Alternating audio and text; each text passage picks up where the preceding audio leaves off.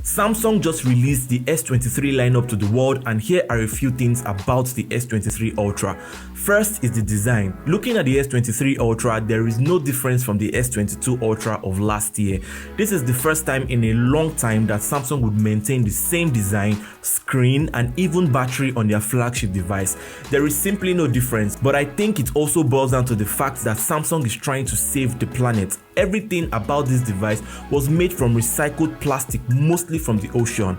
Now, the camera. The S23 Ultra comes with a wide-angle camera with a whopping 200 megapixels. Woo!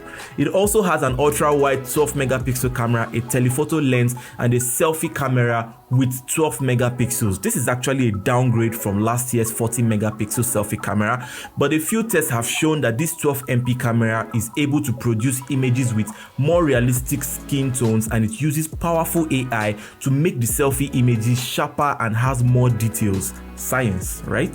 What are the specs? It has a battery capacity of 5000 mAh, which can give you up to 26 hours of video playback. This means you don't have to worry about taking your charger everywhere you go. It also comes with 3 different storage capacities, which are the 256 gigabytes of storage, 512 gigabytes, and it also goes up to 1 terabyte of storage. It has a 6.8-inch screen, which has been optimized for immersive gaming with a resolution of 3088 by 1440p Quad HD+.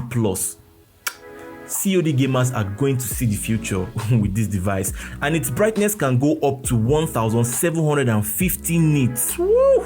I left the best for the last. This device has super fast processing, which is made possible by the Snapdragon 8th Gen chip, and this time every Samsung 23 Ultra comes with the Snapdragon chipset. It also has a water resistant rating of IP68, which means it can withstand some good amount of water. Hopefully we will get to see that on some tests. What do you think about the Samsung S23 Ultra? Is it worth your money? Let's discuss this in the comment section.